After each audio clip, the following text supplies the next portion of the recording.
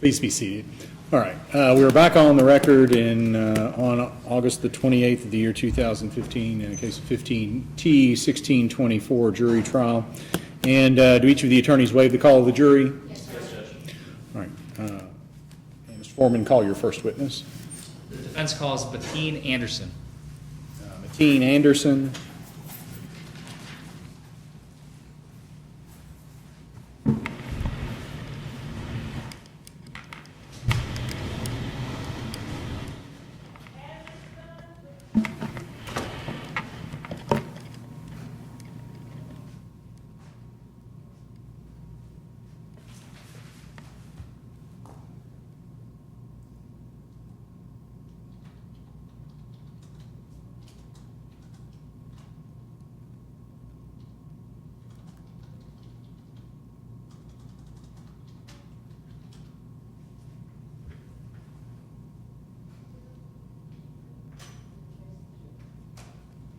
Mr. Anderson, if you would please come to the witness stand.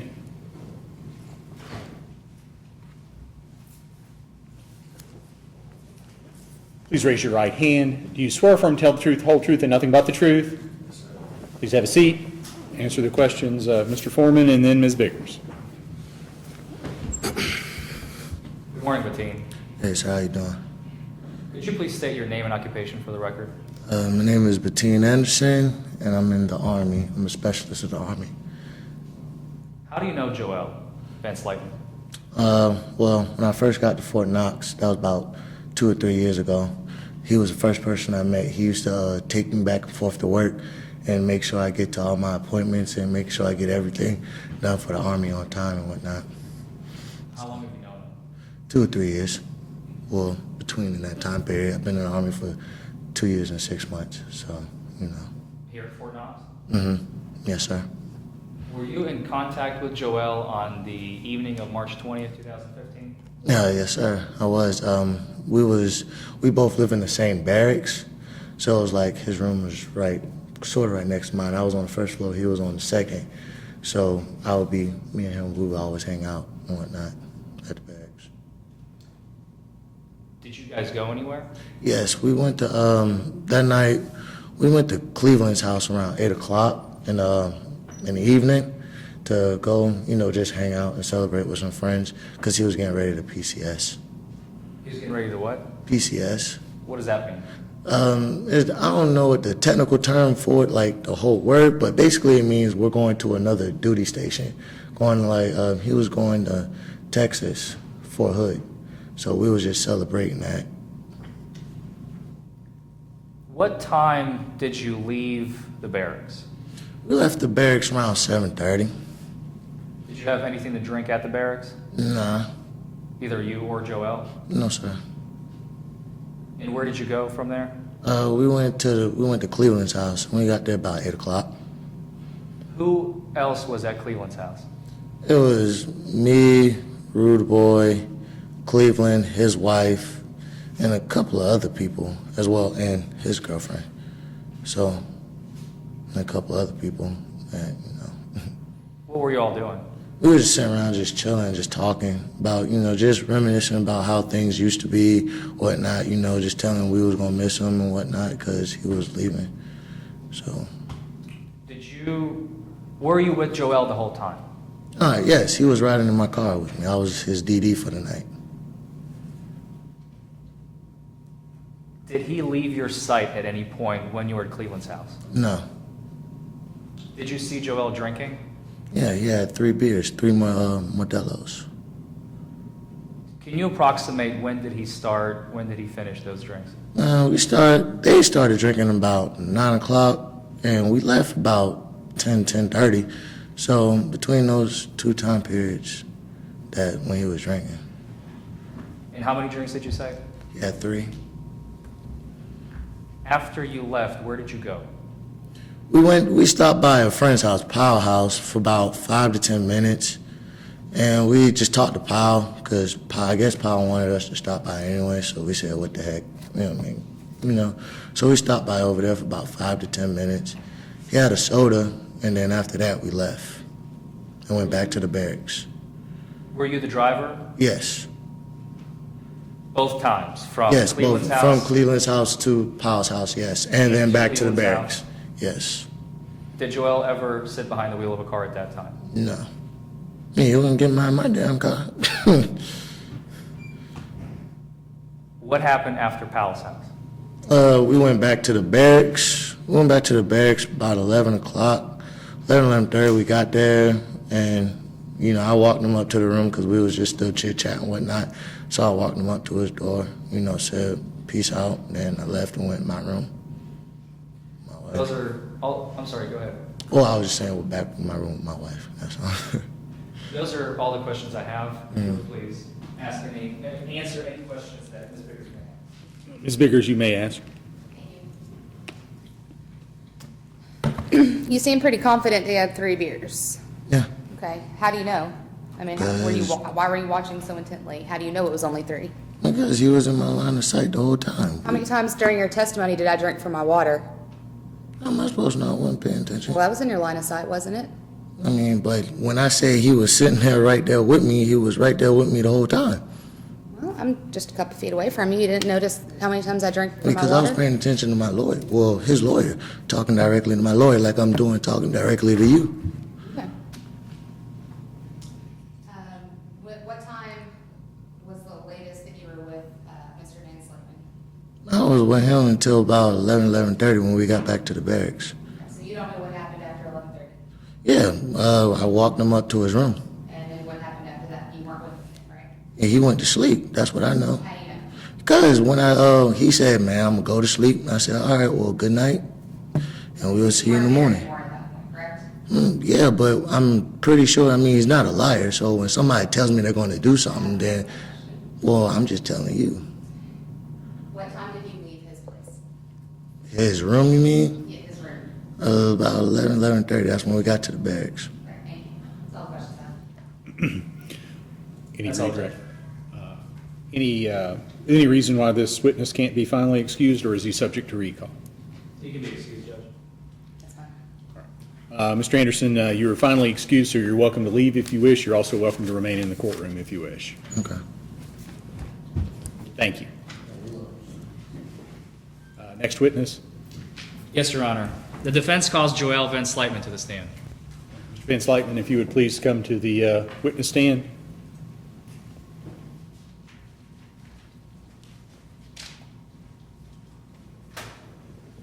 Please raise your right hand. Do you swear or affirm to tell the truth, whole truth, and nothing but the truth? Yes, Your Honor. Please have a seat. Answer the questions of Mr. Forman and then Ms. Biggers.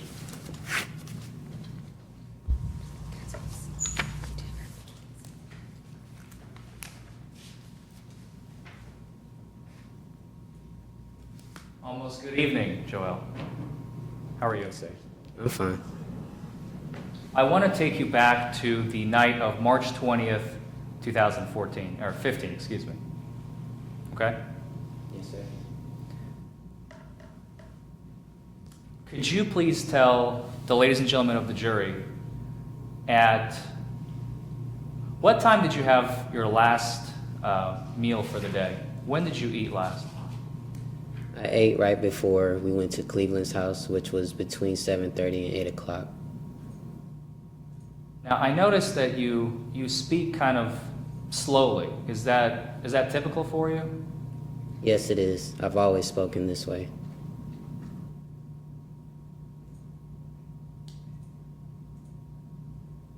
On the night of March 20th, what time did Cleveland come to your house? Or not Cleveland, excuse me. What time did Anderson come to your house? Anderson came to my barracks room a little about 7:20, and then we left from the barracks to Cleveland's house and arrived at 8. And where did you go? From From the barracks. the barracks, we went straight to Cleveland's house. Did you have anything to drink prior to, in that day, prior to going to Cleveland's house? No, I did not. What were you guys doing at Cleveland's house? I was getting ready to PCS because I just received my promotable status to sergeant. So I was going to Fort Hood. Not today, but that particular day was a Friday, and we were just reminiscing and talking. It's like a pre-party for the actual party, which was Saturday. Did you have anything to drink there? Yes, I did. What did you drink? I had 3 beers. They were Modelo's. What time were you done drinking the Modelo's, the last Modelo? I had my last Modelo at 9:30, 9:35. And what time did you leave Cleveland's house? After I said my goodbyes and see you laters, I left approximately 10 o'clock. Were you behind the wheel? No, I was not driving. I had a DD. Who was that? My DD was Batin Anderson. I noticed that your questions are very formal. Could you explain the reason behind that? That's just the way I've learned to speak in the military. From Cleveland's house, where did you guys go? From Cleveland's house, we then arrived at Powell's house, which is another coworker of mine. And what did you do at Powell's house? At Powell's house, we just talked because I was saying goodbye to him as well because he was a good friend too. So we just talked for a few minutes and we left from there. Where did you go after Powell's house? After Powell's house, we went to the barracks. Whose barracks? Our barracks, where my battalion is. And what did you do then? From the barracks, I walked with Batin and I went to my room and we talked for a few minutes about outside of my door, and then I went into my room and laid down. Do you remember what you guys talked about? No, I do not remember. It was so long ago.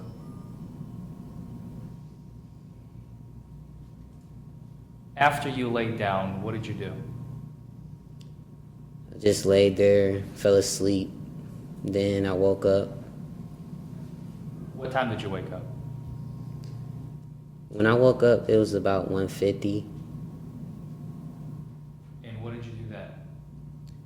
Brushed my teeth, washed my face, rinsed out with Listerine, and I put on my pajama pants and my leather jacket. Did you put on your pajamas or your pants? I'm sorry.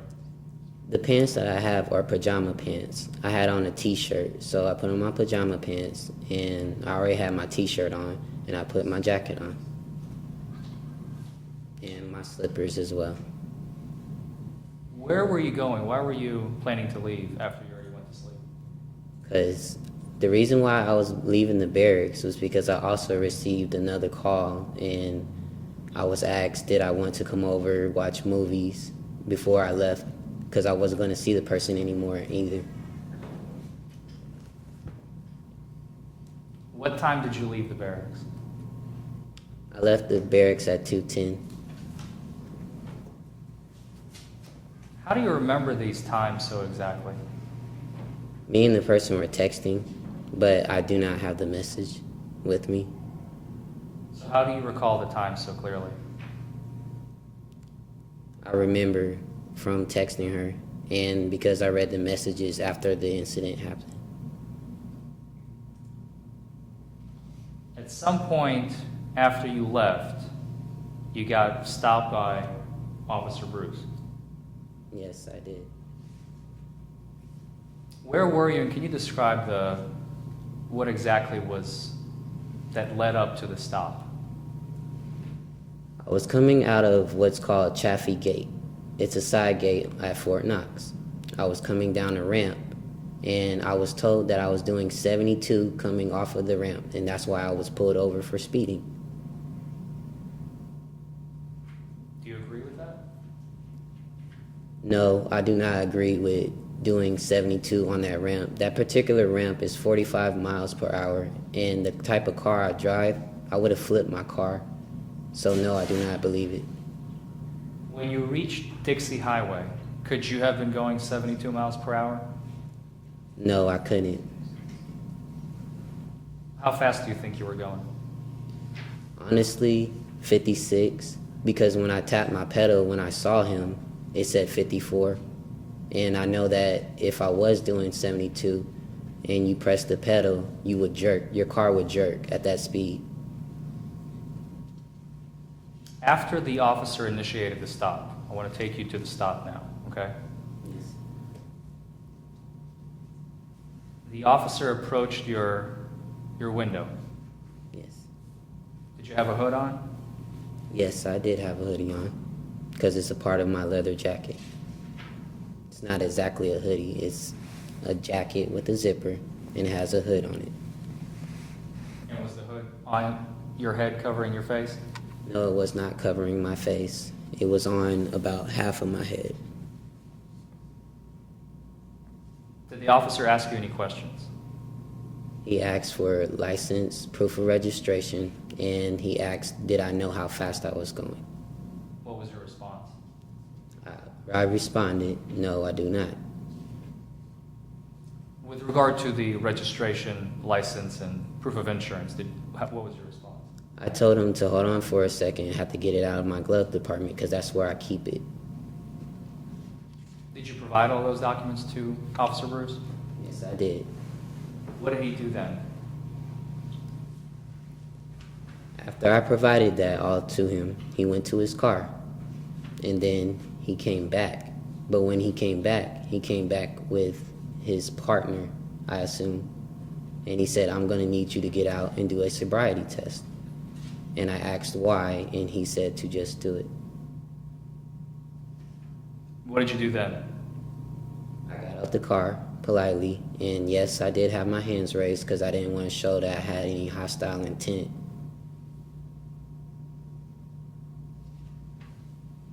You said you were raising your hands for not showing hostile intent. Why would you do that? It's just a form of respect because I know that if you show any intent, then the situation can get worse, and I didn't want it to get worse. I just wanted to go on about my business. What did the officer ask you to do then? The first thing I was told to do was to stand in front of the car, and I would be given a test, a horizontal gaze. Did he perform that test? Yes, he did. After the horizontal gaze nystagmus, what was the next test? The next test was the walk and turn test. And what were his instructions like on the walk and turn? On the walk and turn, I was told to take 9 heel-to-toe steps forward. So I did take 9 steps forward, heel-to-toe. Anything else? I asked, on pawn of my left, of my last step, I asked, what do I do next? His partner replied, what did he tell you to do next?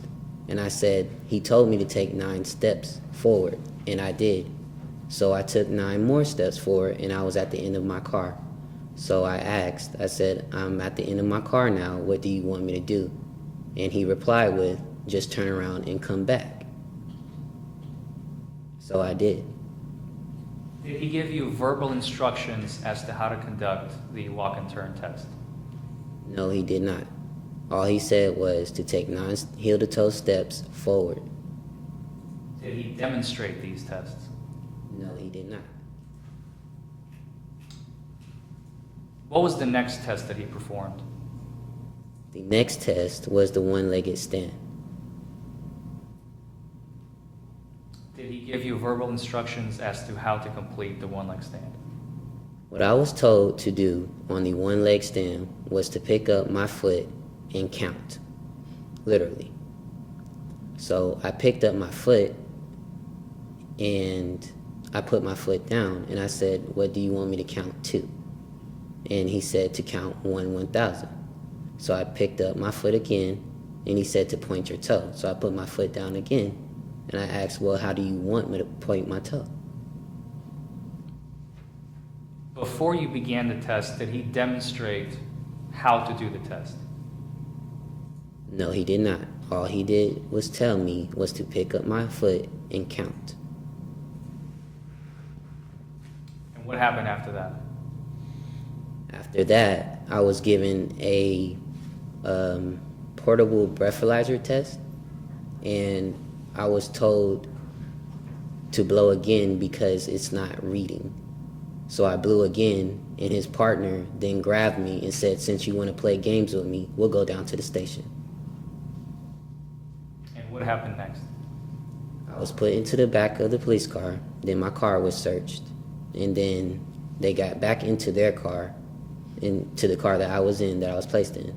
We were on our way to the police department, and what was said to me while we were in the car was, "You better call your friend because you're not making it there tonight." And I just said, "Okay." And then we arrived at the station moments later, a few minutes. How far was the trip from the scene of the stop to the station, do you think? Do you know? I would say about 10 minutes. It's not far from the area, about 10 minutes. And what happened, strike that, where did he put you in the police department, the Radcliffe Police Department? After we arrived at the Radcliffe Police Department, I walked inside with them and he sat me on a bench, but my hands were handcuffed in front of me. I wasn't handcuffed to a bench. I was just handcuffed and sitting there.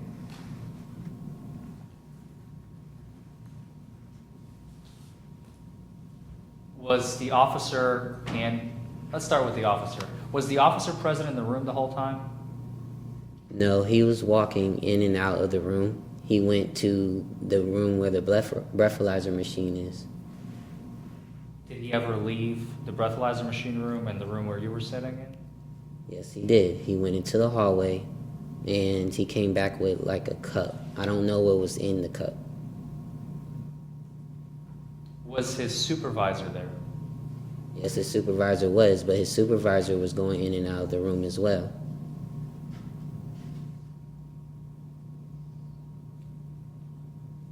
At some point, Officer Bruce gave you a piece of paper. Do you recall that? Yes, I do.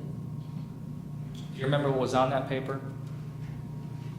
I was attempting to read the paper, and I was told that it advised me of my rights and if I wanted a lawyer. And I was also asked, did I have anyone to call? Did I have a lawyer to call? And I replied, no.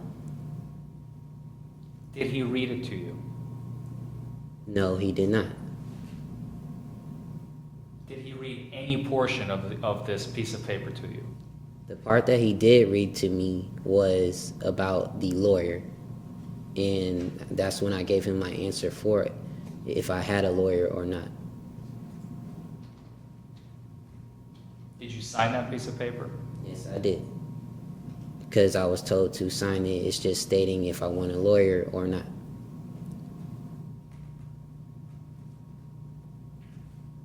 Right before you went into the intoxilizer room, did the officer ask you any questions? Can you repeat the question? Did the officer ask you if you had anything in your mouth? Did he ask you any questions about right before he gave you he was about to take you to take the breathalyzer test? He asked me, did I have anything in my mouth? And I replied, no. Did he ask you anything else? No, he did not. Before you went in to take the test, did you have any regurgitation, any burping? While I was sitting on the bench, yes, I did burp. How many times? I only burped once. You then went in to take the test. Yes, I did. What did he ask, what did Officer Bruce ask you to do? I was told to blow onto the breathalyzer, and it wasn't reading, so I was told to step back and blow on it again. And I was then instructed if I didn't blow hard enough that I would face more intense charges, and it will be a refusal to blow. How many times did you blow into that machine? I blew on it 4 times. What happened afterwards? After I blew on it for the 4th time, and the reading came up, it read .087, and what was said to me was, excuse my French, but damn, you barely blew over. Oh well, it doesn't matter. I still would have had to take you in. What happened after that? I was given a card, and I was told to just sign it because it states if I want a pee or a blood test. Did you request an independent blood test? No, I did not. I just signed it because I assumed that once you get blown on the breathalyzer machine, then that's it. Where did the officer take you after that? After that, I was escorted to Hardin County Detention Center.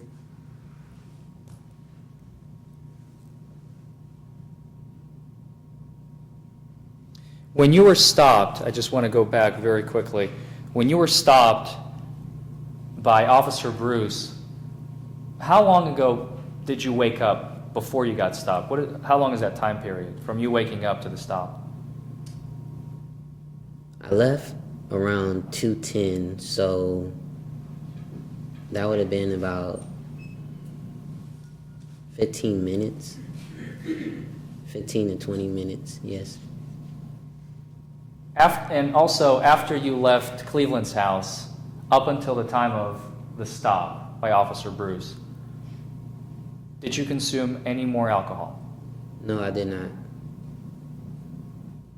Joel Van Slytman, were you operating a motor vehicle under the influence on the night of March 20th, 2015? No, I wasn't. Thank you. That's all the questions I have. Ms. Biggers, you may ask. Thank you. Mr. Van Slytman, this isn't the first time you've testified about this case, is it? No, ma'am. You testified at a previous hearing about a month ago, right? Yes, I did. Is it surprising to you that I find numerous discrepancies between your testimony there and here? No, I don't believe there's any discrepancies. How is it that today is the first time anyone has heard anything about Listerine? I did say that at the pretrial. I did. You understand that you're under oath, correct? I did say that. Yes, I do understand that I am under oath, and I did say that. I don't understand if it wasn't recorded, but I do remember saying. Well, the hearing is recorded. I'm just letting you know that this is something that was not known to the officer or I before today. Yes, ma'am. Okay. Now, you said that you were radared, or that the officer radared you while you were on the ramp, but you were in the courtroom earlier when he testified that he radared you once you were on Dixie going straight, right?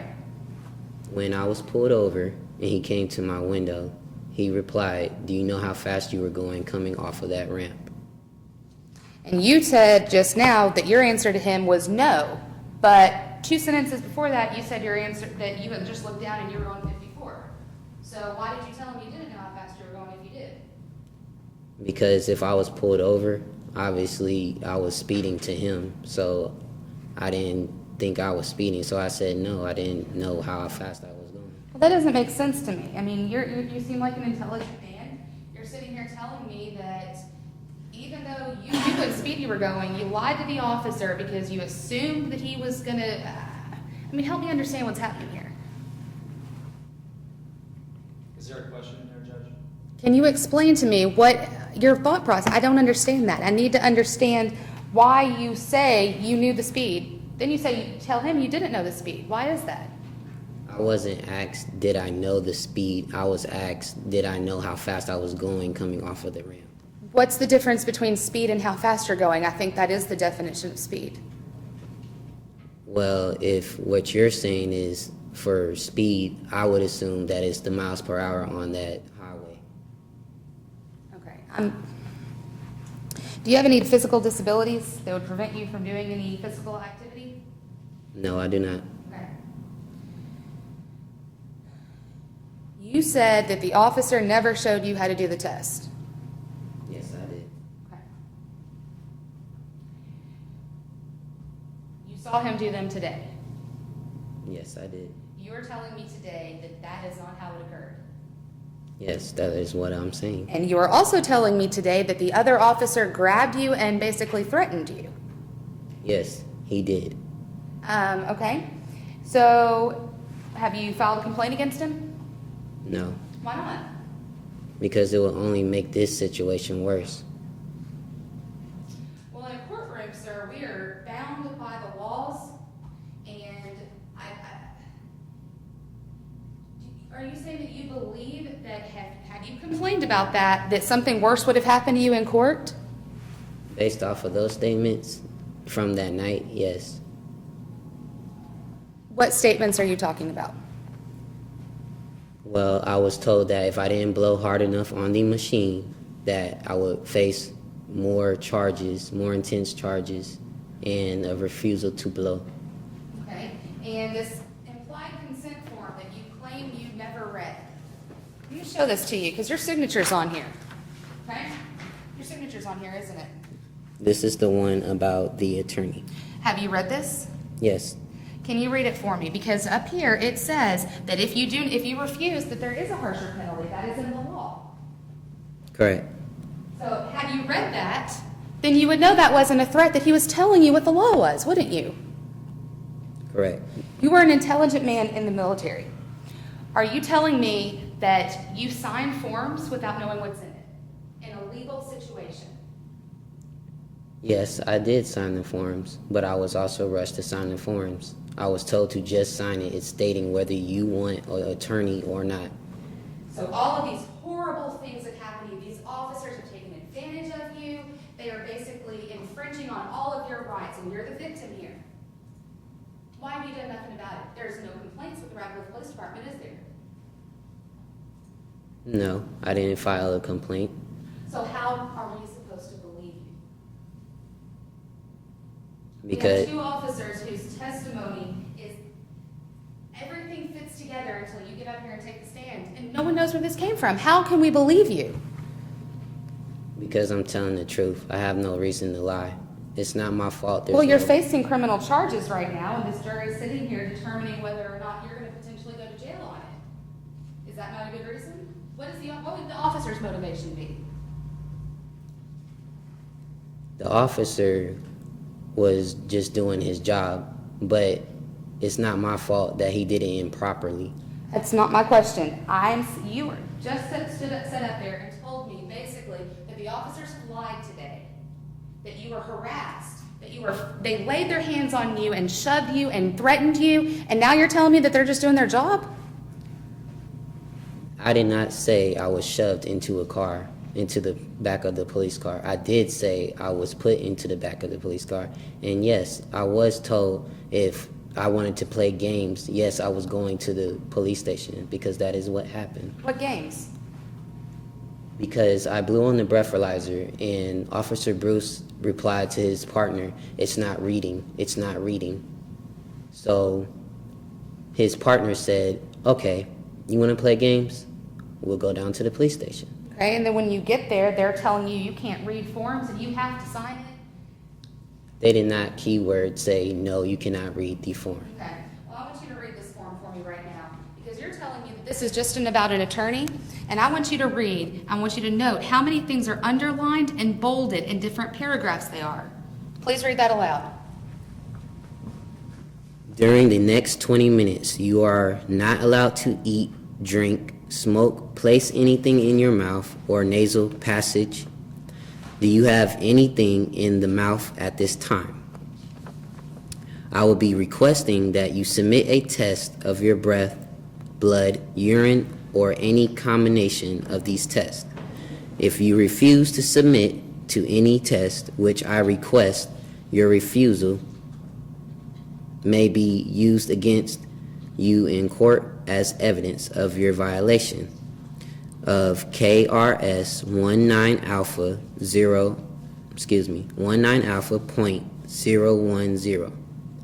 and your driver's license will be revoked if you are convicted of KRS 189 Alpha .010, your refusal will subject you to mandatory minimum jail sentence, which is twice as long as the mandatory minimum jail sentence that would be imposed if you submit to all requested tests. So I'm gonna stop right there. That was the first paragraph. In that first paragraph, that shows that the officer was not threatening you, doesn't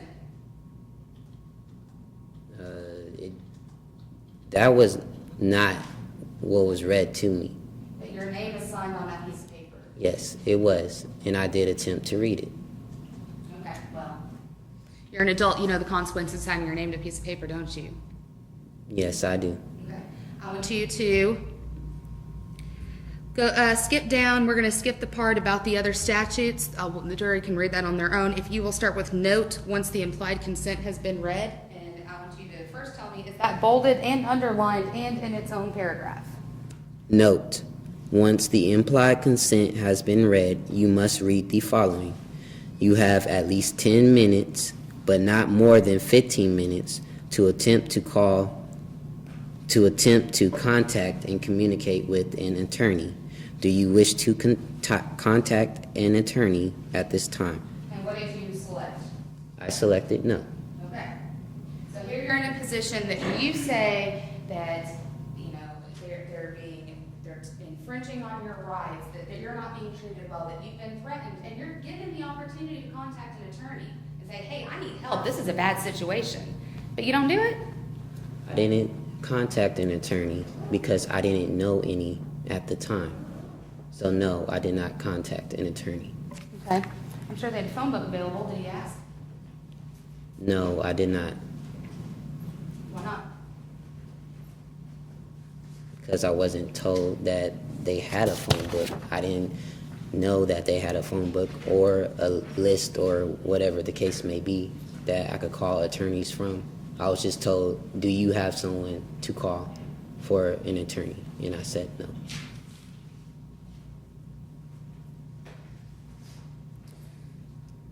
Actually, I'm gonna get this piece of paper back. You said that you were given a card to see if you wanted your own P test. You remember saying that a few minutes ago? Yes, I did. Now, I don't know if this is a card to you or not. This is on the same sheet of paper. Would you start with note if the person takes all the tests? No, if the person takes all the tests you request, you must read the following. Since you have submitted all requested tests, you now have the right to have a test or test of blood performed at your own expense by a physician, registered nurse, phlebotomist, medical technician, or a medical technologist of your choosing within a reasonable time of your arrest. And then it says, do you want such a test? And what did you indicate? I marked no. And immediately under that is where you sign your name, correct? Yes, I did. You're telling me you didn't know that was on this piece of paper either? All what was told to me was this is just stating if you want a pee or blood test to just sign it, whether you want a pee or blood test.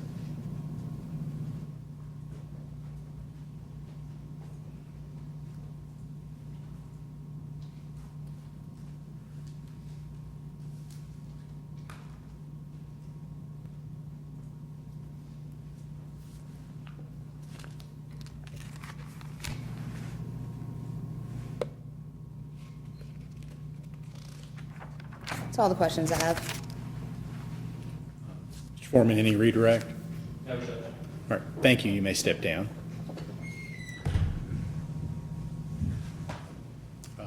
Next witness. Those are all the witnesses for the defense, Judge. Any rebuttal witnesses you wish to call? I'd like to recall Officer Bruce. All right, Officer Bruce, if you will come back to the witness stand, I'll remind you you remain under oath.